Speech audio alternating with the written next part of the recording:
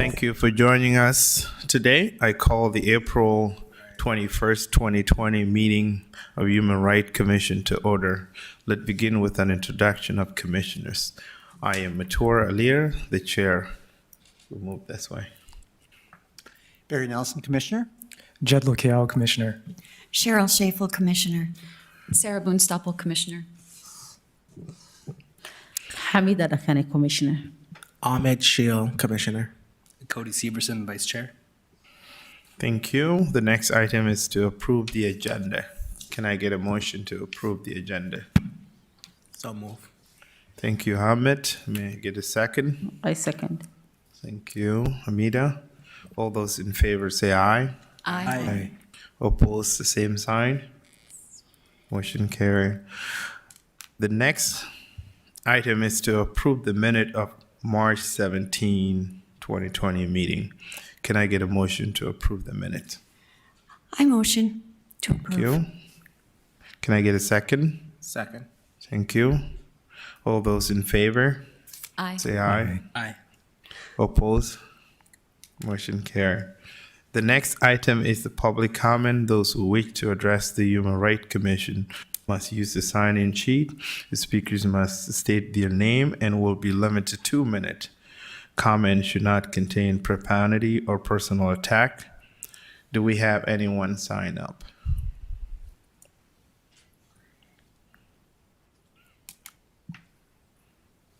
No.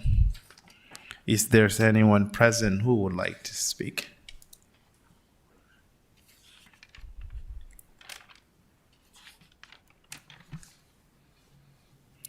No.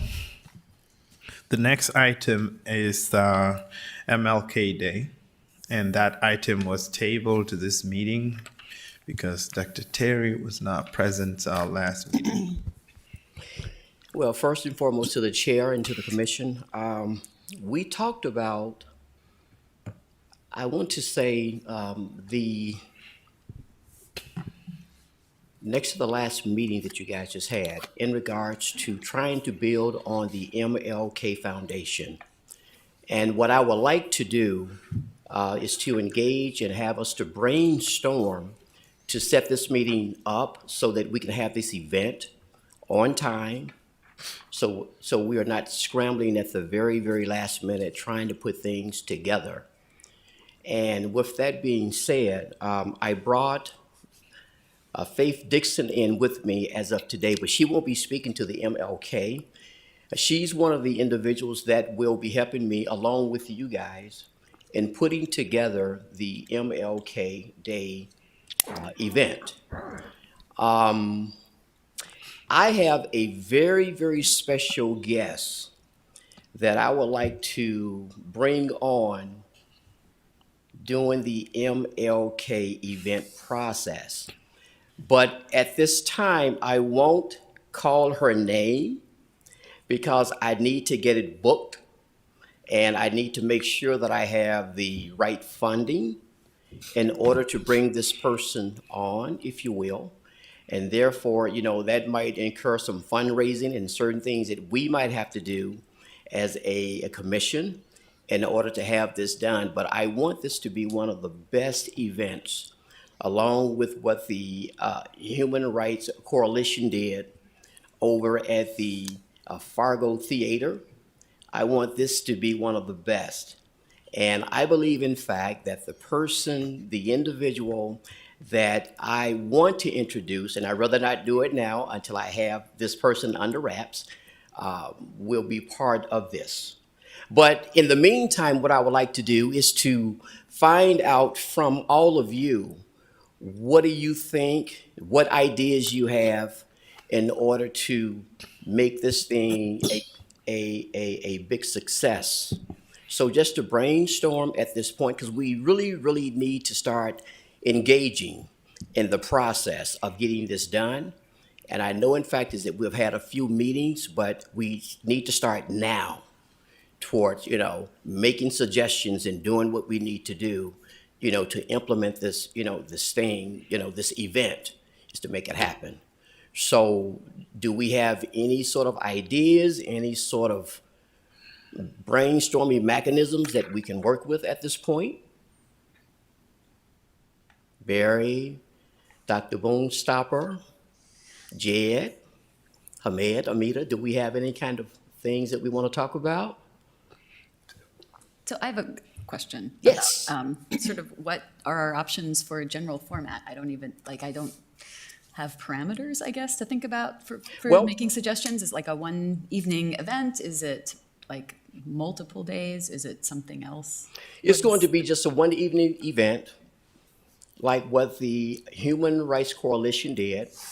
So, my initial thought was to replicate that, with young people and so forth, along with but the person that's going to be given, the initial ceremony, speech, and so forth. But I wanted to hear about your ideas, what you think, that could make this thing happen for this one night event, in which I'm considering, or we should be considering having it on the 16th of January. I think one thing that was begun, maybe in the last 2 years to be discussed, is that the true legacy of Dr. Martin Luther King is that, he had a lifetime commitment to social justice. So a one-off night celebration doesn't do justice to the legacy. So the concept of how to use the event as a springboard or a reinforcement or a challenge to us as members of the community to figure out what that legacy is and how we honor it 365 days of the year would be a challenge for us to do. We could use the night. Certainly, I think last year the energy and the celebration that came out of that was powerful, and we you don't mess with success, but at the same time, how do we build on that ongoing challenge? Okay.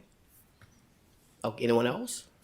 I think that events of that nature, I think you're right, that small actionable items that the community can do are always really nice, and I think that it's a missed opportunity if we don't do that. I know historically, we've given awards of some sort to community members and community leaders at the event, and I've always appreciated that, and having other organizations performing at the event as well. I think that that's always been nice. Those are my thoughts. My question, sorry, were you about to go? Oh, I was just gonna say, but you actually spoke before I did. Okay. My question, historically, what was the budget like? How, in total, because you said maybe fundraise or get something along that line. What are we looking at? At this budget-wise? point, I'd rather not give any kind of information towards that because I am still looking at numbers. But at the same time, too, human rights eventually would have their own budget. So once I can understand what the human rights budget is, that I can determine numbers in regards to us doing other things, with other events and so forth. So that's why I didn't put that, that process of numeric value out there right now. Yeah. I was thinking youth before you even said it. And basically, how do we get youth involved? Is there any way that we can work on partnering with Fargo Public Schools in getting things involved? My thought was music. The ones that I've been to before have had entertainment and music. I think it would be amazing to go through the school system and have a diverse youth choir. They had that at the last one. Did they? Yeah. I was not able to be there. But to get youth involved, simply because that's where we need to plant the seeds. If we don't start with planting the seeds, in younger, you're not going to learn it when you're older. People may have epiphanies, but it's just really important to get the youth involved. I'm not sure exactly how to do that. And you said that They've already done the one thought that I had. But I do believe is that we still can do that. Still have youth involved, choirs or what have you, because the music goes a long ways. Music has a message. And, just to dismiss that and say that, we've had it one time, I mean, let's keep it going. Yeah. And Yeah. when Martin Luther King, when he spoke, when he had events and things like that, there was music. Absolutely. There were choirs. And that was what came to me is if we want to keep it in the spirit of Martin Luther King, let's go back and look at what he did when he was doing it. And keep some of that, that feeling, the emotion that came with those things. And music does that. Okay. I definitely agree with you, Cheryl. And I was just thinking maybe getting the college students involved because I know that they have multicultural offices and they do plan events as well. So the one idea that I've been sort of toying with over the last few days is less so much about the stage and performance end of things, but more about sort of how to bring in the community and make it sort of a more sustained effort. At a lot of universities, and I think this is probably the wrong term, but a lot of universities to get students involved with like a resource fair or a clubs fair or something like that.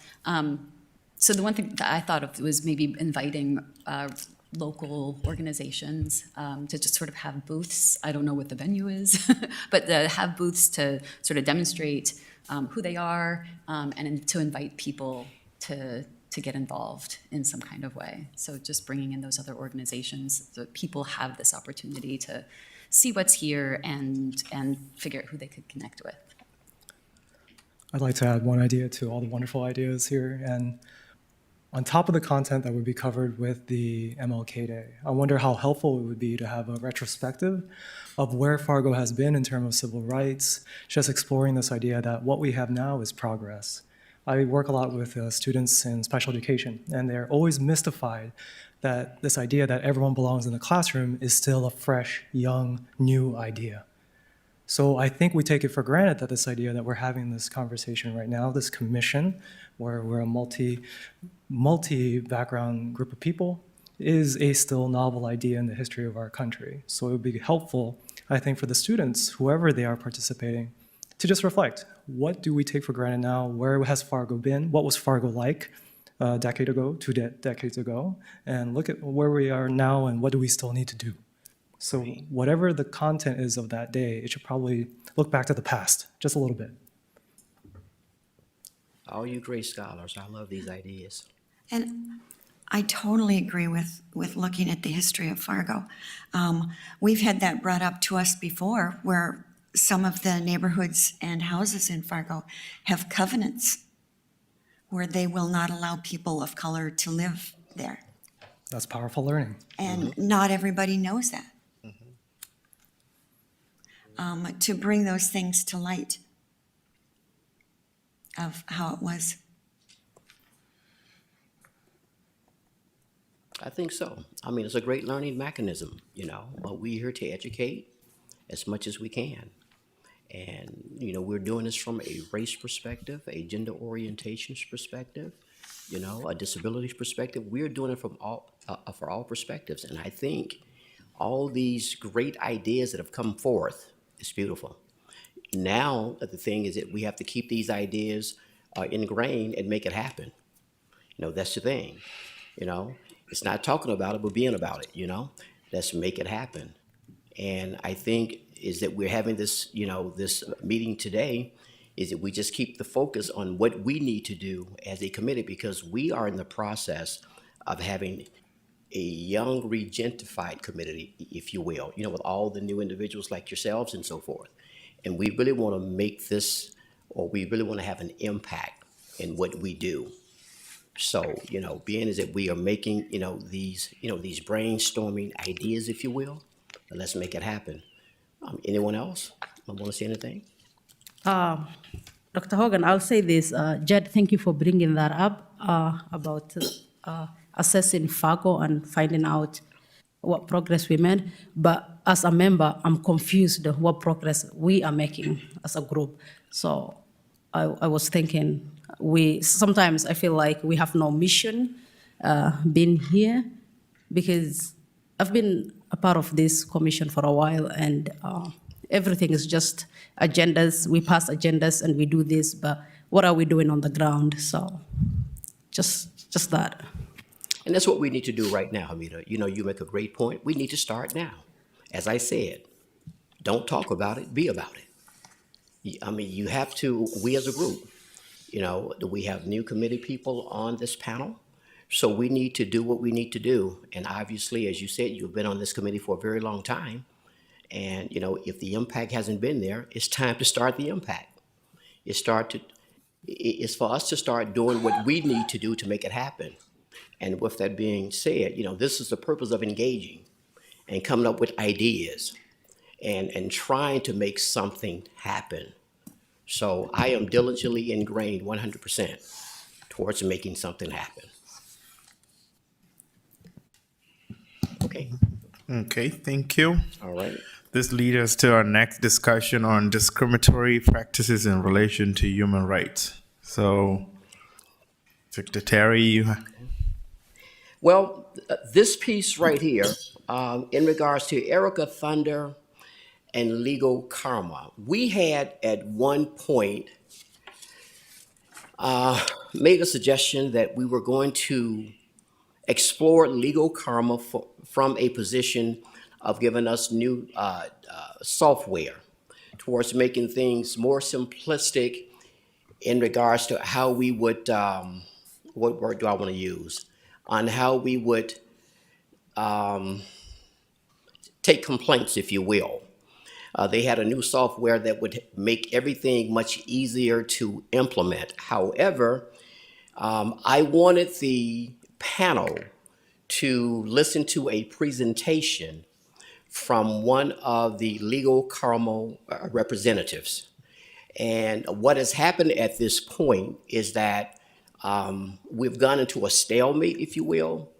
I spoke with Xavier approximately maybe a week ago, in which he was supposed to give a presentation to the entire panel at the end of this month, or when we had the meeting as of today.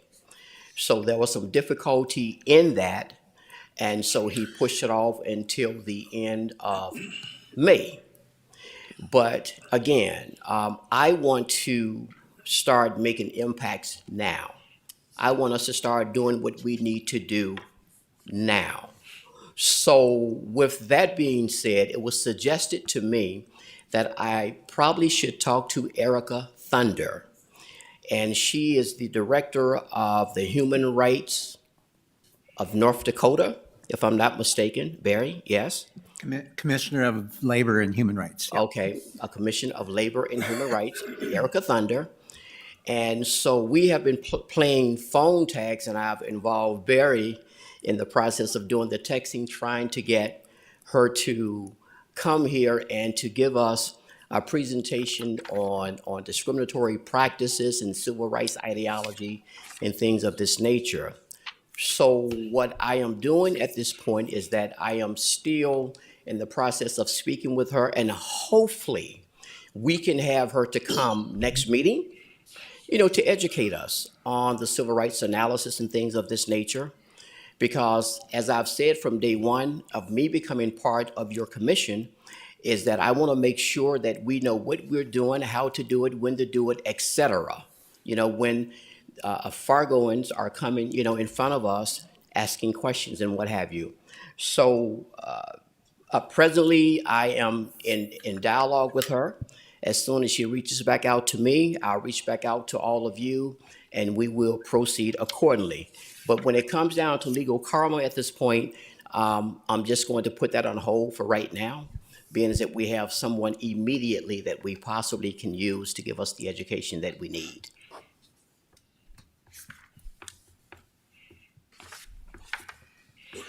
Any question, Dr. Hogan? Okay. All right, thank you. And that leads us to our updates on upcoming events. We have Juneteenth coming up. Chair, may I please? There's one thing on number 7, potential collaboration with Moorhead Human Rights Commission. Oh, sorry, I skipped the line there. No, that's okay. That's okay. I received a call from the Human Rights Commission over in Moorhead, a gentleman by the name of Josh. And what Josh wants to do is that he wants to collaborate with the Human Rights Department here in Fargo. In other words, is that he wants to come over and network with us 1 month and we go to his meeting the next month, just a collaborative thing, and obviously he was asking me, what I thought about it. I expressed to him that I would have to bring it to the commission and see what you guys think about it, and then we can move forward.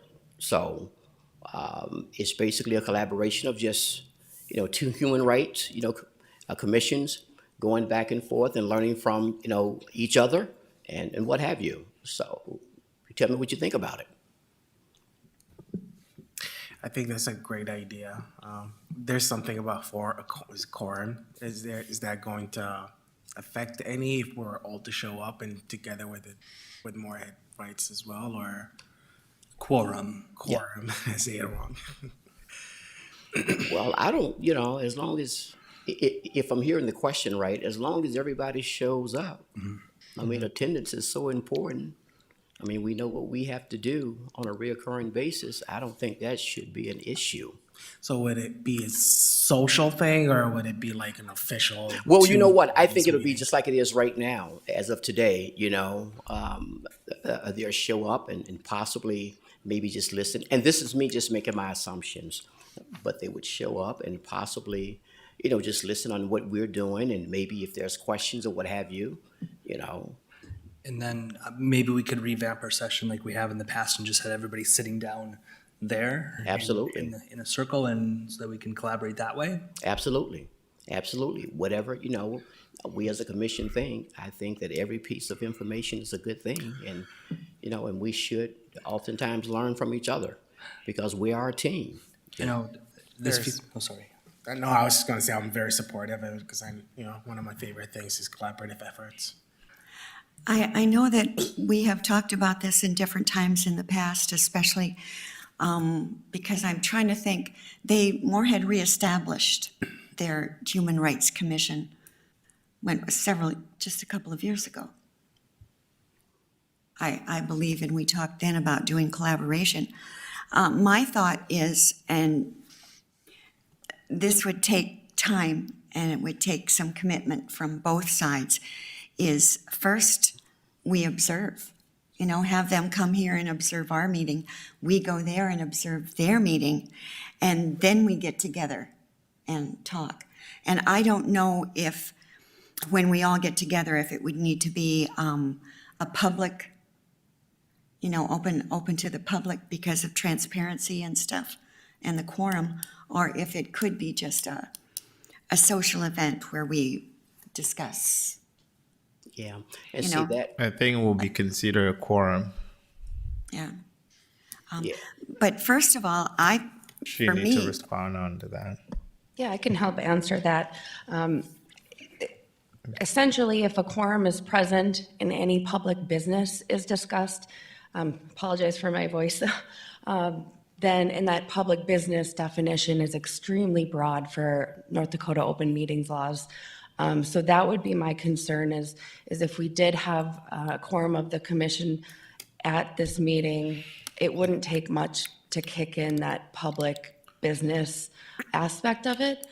I think a way to avoid that and still be able to be collaborative would be if they do the same type of broadcasting that Fargo does and have everybody, just watch it from home and then have a special meeting together, just like this to discuss. That would be my suggestion, just to avoid any potential problem there. I know from my point of view, I'd kind of like to, before we start working on any collaboration or anything, I would like to have the opportunity to go and observe their meetings and what they're doing, see what they have on their agenda and what they have planned, their plans are. Do we need to vote on that? Before we move on to that, connecting with the Moorhead side, may I suggest that with your advice about quorum, how we get to know each other before we get to know them? Because I think we only see each other once a month, and it's like, hey, how you doing? How's last month? So, suggestions. Suggesting just us or with them? No, prior to connecting with them, getting to know each other internally here better so that, we're a collective team. So when we do approach them, we're unified and we know about each other and such. Well, I'm a team player. Whatever the majority says, I'm on board. So it's basically on you guys to decide how you want to do it. It was just brought to my attention that they wanted to collaborate with us, and so forth. So it's up to you guys. You tell me what you want to do, and I'll take the information back. Well, and just to clarify, the whole idea of being quorum and, basically the requirement is just that you publicize that we're gathering. There's nothing more formal than that, right? We just let the public know that this is occurring. So whether or not we gathered in a social gathering or whatever, it's just making sure we do the proper notices of letting the public know, which I don't have a problem with. Public should know what we're about. Okay, I see nods. Being the old man on this, we did do this at one point in the past, and it was very productive. And I can't explain to you why all good things come and go, so why it kind of dissipated. But just we are one large community, and what issues are being addressed here are being addressed on both sides of the river, and vice versa. So I think there's nothing but good that would come out of us getting to know each other better. I agree. That's perfectly fine as far as I'm concerned, and then get to know them as well. And we'd probably be surprised how many of them we know. I gotta go look them up right now. But And I think, that is what Josh was alluding to, because when he reached out to me, being new to Fargo, he made the statement that he had reached out to a few members before, and no one had actually, given him, a feedback. And so he wanted me to bring it to, the commission as of now and see what we were, thinking about doing. So in essence, I think it's a very, very good idea. However, in essence, I concur with Ahmed too in regards to, us getting to know each other and et cetera, and move forward. But the thing is that I really want us to really move when we need to move. Let's not have these opportunities to, come now and all of a sudden they're gone and then we can't get them back. So, if he's asking, to collaborate and to work together and to do what we need to do as communities, if you will, let's do it. Let's put things in place and let's make it happen. That's my suggestion. So I don't know if you need to vote on this or whatever needs to be done, but I am a team player. I'm with the majority on whatever the majority says, and, I can take that information back.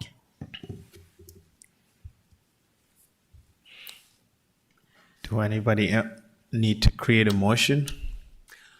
I will move that we move ahead in collaborating with the Moorhead Human Rights Commission.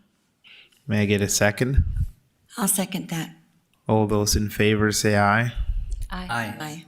Action carried. Chair, may I, please? Yeah. Okay, another thing too is that we're going to have a few vacancies eventually, on the Human Rights Commission. And we need to start adhering or looking at what are some of the procedures, is it we need to adhere to in order to bring on new members, new dedicated members to come in and, and be ready to work and positive and all that good stuff, if you will. Another thing that I would like to mention, and this may be on the next agenda, but we're going to have a race exhibit coming down to this floor beginning June 8th. June 8th.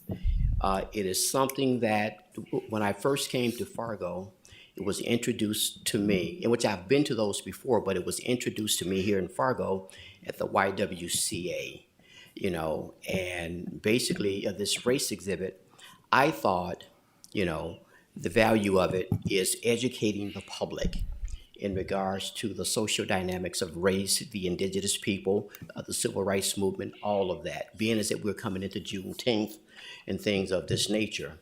So I just thought that it would be pertinent because I am going to meteorize it and more so make sure that the public knows about it. You understand? So they can come and view it. And if they have questions, we are considering having people in spaces that basically, and what I really wanted was a little round table. And once the people go and, they take a look at these machines in regards to what is going on with race, this, that, and the other, and civil rights, then I wanted to have a round table in case if they had questions or what have you. And so I was seeking to have people on hand, that would be able to do that outside of me, because I taught race and ethnic relations for a very, very long time. So I would rather have people outside of me, doing the Q&As, if you will, or the questions and answers in regards to the exhibits. And the exhibits was a very, very valuable asset. I've had HR from this establishment to go and take a look at it, and they enjoyed it. I've had a few staff members to go and take a look at it, and they have enjoyed it. So, I just think it's a learning tool for all of us. It's a learning tool for all of us. Last but not least, I know is that we've talked about education and so forth, and in essence to what Hamida has suggested, is that I want us eventually over time to get together and let's figure out some sort of a format or a plan that we can start going into businesses and schools and so forth and introducing ourselves as the Human Rights Committee or Commission of Fargo and giving them whatever necessities that they need in order to educate, magistrate, whatever it may be. We want them to know is that we are here for the people of Fargo. This is why I'm here, for the people of Fargo. And Amita made a very, very good point, let's make an impact. And that's what I want to do, is make an impact, but we can't do it unless we get out and visualize ourselves to the public. And the public knows, in fact, is that we are here doing what we need to do. So this is why, I'm so big on this educational piece, even from Erica Thunder, because if we know more, we can do more, in my perspective. And that's pretty much that. Thank you. I would also want you to look at if we can consider putting a term limit on too, so we can have a chance for others to fill in and others to lead. Absolutely. So that will be our next meeting. Okay. Do you know a timeline of the open positions? You know what? At this point, I don't know. July July, are you saying? July meeting. No, I just have a few people in mind, so I was going to mention to them. So I just wanted to know time. I'm sorry, I'm For not the- understanding. Our term limits always expire in July. Oh, No, not the term limits. You mentioned positions, open seats here. That's what I mean. That's July. That's when they're coming up? Okay. Yeah. oh yeah, okay, yeah. I got it. Yeah, so I guess we want to find a way to, build a committee of people that's going to be interviewing and doing whatever we need to do and so forth. But we want to, more so importantly, put positive people that are willing to work and do what they need to do for this commission. Because what has happened in the past, I can't account for that. But what goes on right now, this is what we want to make happen.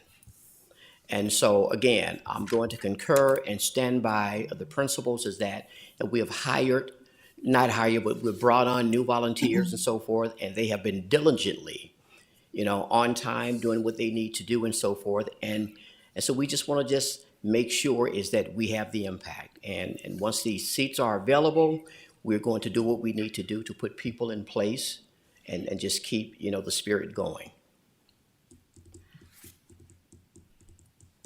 I have a thought, which could be dangerous, but you were talking about things that we can look at doing, like going out in the community and meeting with businesses and things like that. And then Ahmed also brought up that we need to get to know each other. And when you also said that to look at what we want to do and put it together, we should listen to Erica Thunder first. So I'm thinking that somewhere in the near future, or maybe after July, when we bring new people on, that we have an evening dinner planning meeting. And we've had meetings like that before, in the evening where we had dinner and we could sit around and talk, and then we got down to business of planning and sorting things out. Because what we're talking about planning, it's the nuts and bolts. And that isn't necessarily what this forum is for. And we could look at things that wish lists, what we want to do. We also need to look at who's willing to do what. Because we can make all kinds of plans if we don't have people willing to do what we're planning. It doesn't make any difference. But to set aside a time later on in the future to do that. I think that would be fine as long as it's noticed, because it would be considered a meeting. So in other words, it'll be an open record if and I concur. I believe in fact is that we need to make sure that we have the proper individuals in place. But at the same time, too, upon having the proper individuals in place, we need to implement what we say that we're going to do.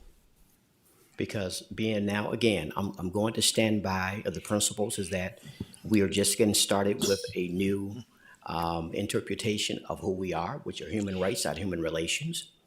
And what we want to do is make sure is that we can make an impact in the city of Fargo for the people of Fargo. So yes, I do concur with that. But at the same time, let me just say this, and this just came to thought. When we do have these get-togethers or these events, this is a continuous process of us getting to know each other. Okay, let's think about that. That is a continuous process of us getting to know each other.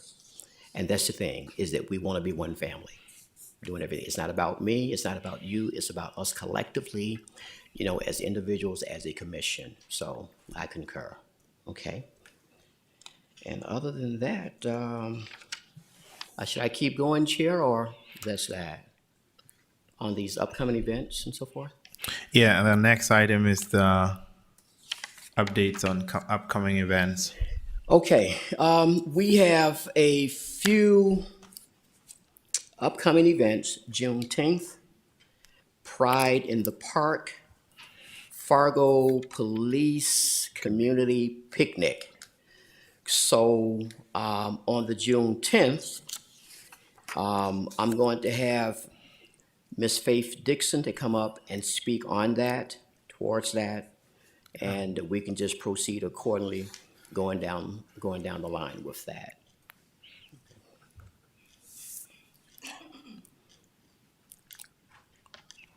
Thank you, Dr. Terry and Commission. My name is Faith Dixon. I am founder and president of Faith for Hope. And again, we are at it. We are celebrating, known to some as the country's second Independence Day. Juneteenth celebrates the freedom of enslaved people in the United States at the end of the Civil War. For more than 150 years, African American communities across the country has observed this holiday. And I was so excited and I was glad to be a part of North Dakota becoming a part of that history and making Juneteenth a state holiday. So for those that helped, as well as myself, I was happy to see that happen. Juneteenth this year for us will be celebrated on June 18th. And some ask me, well, why? Why are you not celebrating on June 19th? That is because it is also Father's Day. And we understand that that is important as well. And we want to honor the men in our lives. So we decided to push it for that Saturday, which is June 18th, in the spirit of still celebrating what has been accomplished over the years and the work that we have to do in our community. So on June 18th is a day-long free community-led celebration featuring music, dance, and other performances, a host of youth and family activities, historical and cultural booths and vendors, offering an array of food and merchandise.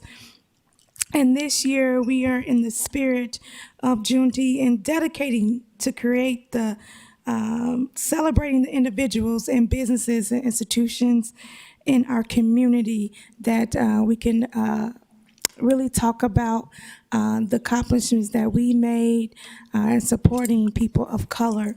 So I just wanted to invite everyone out to that event. It is on Facebook and all social media as well, but this will be our second annual. We did one last year that we were so excited. We see a lot of faces that were there. We had over 3,000 people attend that event. So this year, it will not be held at the park. It'll be held at the First Community Center here in Fargo, North Dakota, in our parking lot, which is a huge parking lot. And we'll have some inside art shows and things going on the inside, but the event will be placed on the outside of the building for us to enjoy. Thank you. Thank you. Okay, Any that's question for Faith? Faith, would you say I missed what you said the location will be? So it's at Faith for Hope Community Center. okay, Yep. It's at the new community center. We wanted to. We know the park we had some challenges last year with some, the rain the day before. It was kind of muddy, and so we were looking for a space that was concreted so that we can do a little bit more.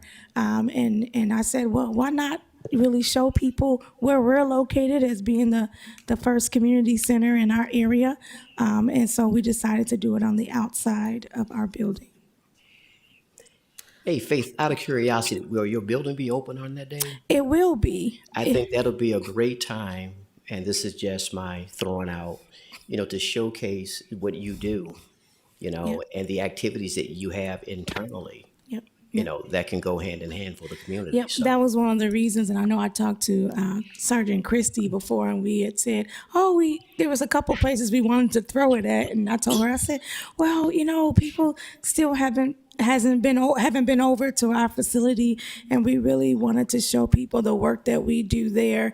We wanted to show them and have some tours set up that day so people can see the work that's being done with the children in our community. fantastic. Fantastic. Faith, other than inviting us, I know you will need volunteers and there will be a budget and all that. So what else can the human relation do at this point? Well, I do want to invite you all out. I hope that you all would be able to set up a table to really showcase and tell us, the public, who you are. I didn't know it was so many new faces on the board. I haven't been here in quite a bit, and so I see some new faces that I haven't saw before. And so I think that and listening to the meeting today, getting to know who you are important for us in the community. And if we don't know where to go or where to start, if we have a problem, then what do we do? And so I think that really, if you all would be willing to come and set up a table and speak to the people and have maybe some little information, flyers or postcards and things like that. So people know if they have a problem within the city, this is where you start. This is where it happens. You don't have to take on those fights and those challenges alone. That you guys sit here and are be able to help and direct us on where to go for some of these issues that we have. And so I think it would be great if the Human Rights Commission can be there. It'll show a lot within our community. Yeah, we had a booth last year too. On the park. Yeah, Yeah. Okay. Oh yeah, that's right. We did. I was there. Yeah. I'm sorry, I was all over the place that day, but yeah, again, this year, just so people know, and I think that, we have a huge stage. Livewire is there; they're going to be there again, and so really to maybe even have someone on your board speak about some of the issues that you all take on. I think that would be great to get the public aware of this committee, and people don't know. So I think it'll be a good avenue. Fantastic. I have a question. It might be odd, but last year when I was there was quite a lot of youth. Is there a way to invite college and universities in the area to have booth with their admission and Yep. financial aid offices and stuff like that? Last year we did have MSUM, and then in the Tech College was there as well. And so I have reached out to them as well to see if they would want to participate this year. I'm still waiting to hear back from them. But yeah, last year they were there. They did have a booth. It was really good to have them and see them there. We do have some of the local colleges, the cosmetology colleges will be there. They'll be cutting hair and braiding hair, doing some cultural braiding. So that'll be good. But yes, we did have a lot of youth out. And I know in one of your discussions about the MLK event, and that's why I asked Dr. Terry, please let me work on this with you all, because I'm very passionate about MLK Day, and I work with Barry and his group this past January. But the youth is our future, and so they are wanting to educate us. I would consider myself an elder person now, so they're wanting to educate us, and I think that we can learn from them because for them they're diverse. They don't have the mindset of the older generation. So I think that they are our future, and we just need to keep pushing them towards the goal. So I think, this year we are pushing for our youth to even perform. Our stage is open for them. And so you guys will see that they are going to get out there and show us their talents. So.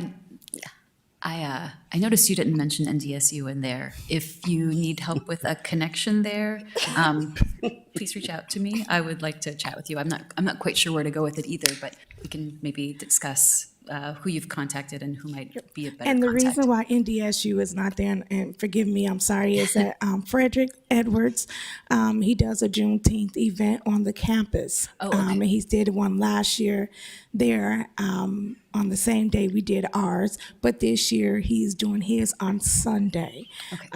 And that is done at NDSU. And so we're going to come together, and we're supporting him, just like last year. He did his at NDSU, and then they kind of went downtown a little bit. So, but we want people to get out there, and I think that some were kind of saying, well, why is there two? And I said, well, two is better than one. So people have an opportunity to go to both and get a lot of education on that day. But yes, NDSU is doing theirs on Sunday, June 19th, the actual day. Thank you.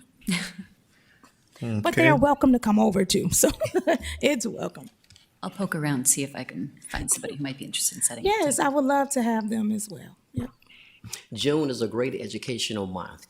We have the race exhibit coming, and then Juneteenth, and everything is all about education, educating, is to make the fabric understand and be better. So yeah, good. Thank you. Okay.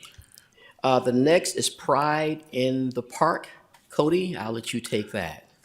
Sure, and there's not a heck of a lot to talk about it quite yet with it, unfortunately. I know that Pride in the Park is happening, I think, August 22nd at this point, like the third weekend in August. But just to put it on the radar that we usually have a booth there happening. Oh, yeah. I think it's the second Oh, is it? weekend. So we Okay. have it on our calendar for the 13th of August, Saturday, the 13th. Okay. I thought that was what was advertised on the website. Okay. And when they put in for funding too. Okay. That's probable. I don't. Okay. Yeah, we just usually have a booth there and just put it on people's radars to have it. That's all. Okay. The Fargo Police Community Picnic. Let's go to Sergeant Jacobson. Sure, it's our annual picnic every year. We have a multitude of booths, and it will be taking place on Wednesday, June 29th at the Urban Plains Park again this year. The picnic runs from 5 until 8 p.m. Typically, the Human Rights Commission has their own educational booth that we place you with our cultural corner. And so we will be soon reaching out to the chair and vice chair with the registration information to sign up for a booth. Thank you. And with all of that, I think we'll ask the commissioners to volunteer to be sitting at the booth. So whichever you want to sign up for, or you want to sign up for all of them, you are welcome to do so. All right. The next item is announcement. Do any HRC member have announcement? In keeping of upcoming events, I'll mention that there is they're renaming it, it's Rebuilding Bridges Conference. That's coming up May 18th and 19th. This was a 15-year tradition that was sponsored through Lutheran Social Services Refugee Resettlement Program. Obviously, with the agency going away and the pandemic, it's been a couple of years that has not been held, but it's going to be back again this year.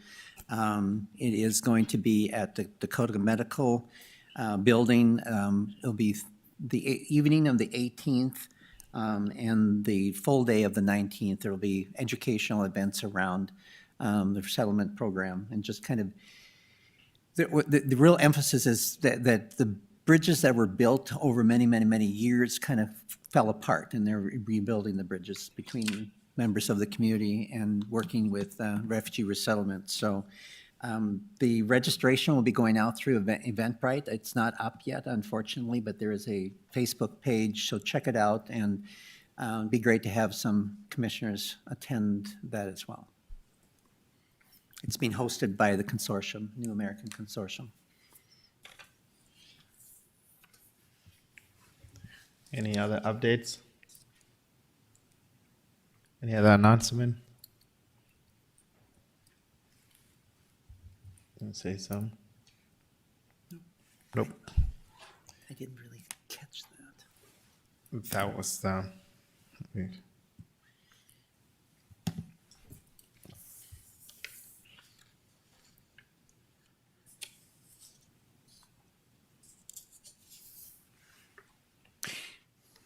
It's a post that came to us while we were sitting here, that there was a federal court hearing held in Fargo for Leonard Peltier. He is the longest-standing political prisoner in the United States, wrongfully committed for a crime he did not commit.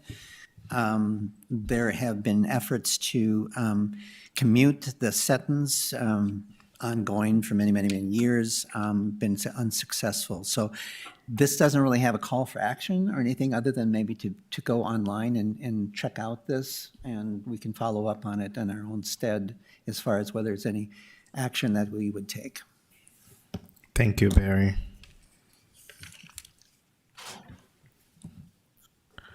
The next item is the staff update.